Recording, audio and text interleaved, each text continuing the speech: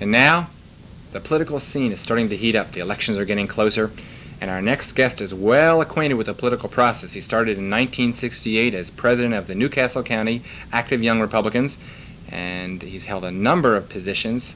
He's been chairman of the Republican State Committee since 1977. Let's meet Jerry Herlihy, chairman of the Republican Party for the state of Delaware. Hello, Jerry. How are you? Bob, how are you? Welcome to Focus Delaware. Thank you. Nice to be here.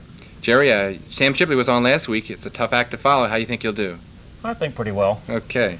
How are things for the Republicans going in the state of Delaware? I'd say pretty well.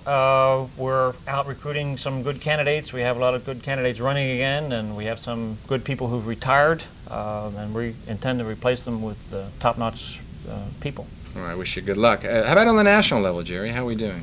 Well, I think the situation on the national level is mixed because we have the recession, we have some economic woes, we have high interest rates, and yes. This, of course, has affected people.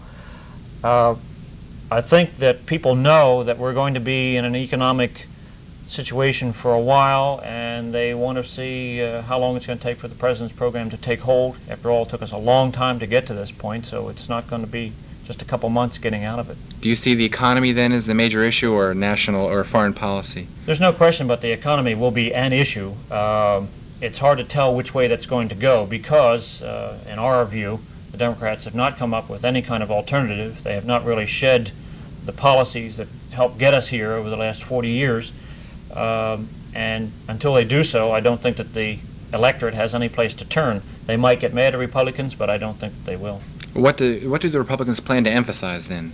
Well, I think on the state level we're going to emphasize the record that Governor DuPont and the Republican legislature has built up over the last 5.5 years, talking about income tax reduction, holding down state spending, bond programs to fix the state highways, which have been ignored for a long number of years, an improving prison system. All these things still need additional help, an improving educational system, and other things which the governor and the Republican legislators have been working together to accomplish for the last 5.5 years. We're going to emphasize those. Now let's turn to the national level. Do you see the 1982 elections as a referendum of President Reagan's policies? No, I don't, because I think that it's too early to talk about whether his policies have worked or have not worked.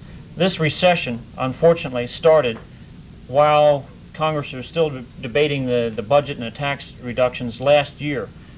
And before all that came into place and before the major legislation was passed last year. It was not a recession, obviously, with high interest rates, with high unemployment that have come about that came in overnight or built up for just a year. It's been building up for quite a while.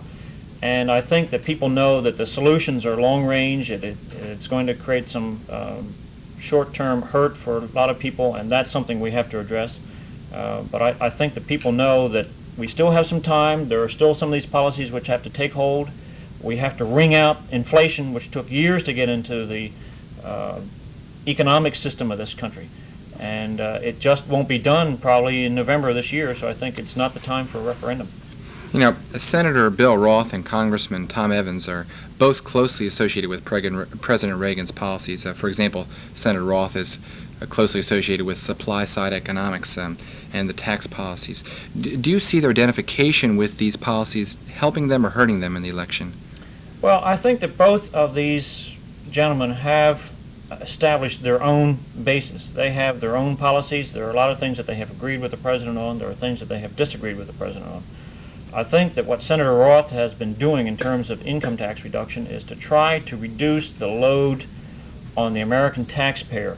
In 1978, the Democratic Congress with a Democratic president put through the largest tax increase in our history. That tax increase is still taking place. And without the tax decreases that have been put through, in a large extent at the suggestion of President Reagan, support of Congressman Evans and Senator Roth, our economic situation could be far worse. The recovery from the current recession could be very slow or much slower or not at all. We have another 10% reduction to take place a year from now, and without that, the whole thing could be in poor shape. So I don't see that their policies are hurting really in the long range. People know that these are long-range problems, and I don't think that any identity will be of any harm. I think will be of assistance to them. Let me change the subject now. On Senator Roth, he's continued to refuse to debate Dave Levinson, his opponent. Why is that? As far as I know, the senator's position on that, he says that as soon as the Democrats have settled on an opponent for him, he will debate him. Now, I don't know. Of course, there's only Dave Levinson in the run. That's right. There is still more time for somebody else to file. We had 2 Democratic candidates for Congress who've already dropped out, one of whom was endorsed by the Democratic State Committee last year. Apparently Mr. Levinson was, but I don't see his campaign is going too far, too fast yet, and maybe that's why we have to wait to see whether he is in fact the opponent for Senator Roth. What issues do you expect Dave Levinson and other Democrats to raise this election year? Well, I think that Mr. Levinson and the other Democratic candidates will probably try to focus on some of the president's policies where, in the economic vein, where maybe we are perceived to be vulnerable because of high unemployment, because of high interest rates. I think that they'll try to identify these 2 people, Congressman Evans and Senator Roth, with some of these things in a very broad way. It's a brush, it's a political year, we know those kind of things go on. I suppose that that's what they're going to emphasize on that level. What do you see happening in the state legislative elections? I think that the Democratic Party in Delaware is going to do the same thing for the state legislative races that they are going to try to do for the national races, which is to talk about President Reagan, the economy, the high unemployment, higher than we like, higher interest rates, higher than any of us particularly like, even though it's down by 25% over what it was when President Reagan came into office.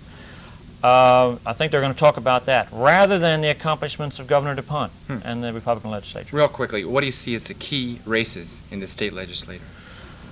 You're talking about a number of them. We have, I would say, out of the 41 representative seats in the state House of Representatives, we out-registered the Democrats in about 9 or 10 of them. We have 25 legislators right now. So I would say you're talking about 15 key races in the House and probably about 4 to 6 key races in the Senate. Well, thank you very much, Jerry Herlihy, for coming on Focus Delaware. Bob, nice to be here. This has been Jerry Herlihy, chairman of the Republican Party for the state of Delaware, and he's come on to share some of his views, and I hope you'll do well. I wish the same thing to Sam Shipley last week. Thank you. Right. And now we'll go to some short messages, and we'll get back with more on the show. Don't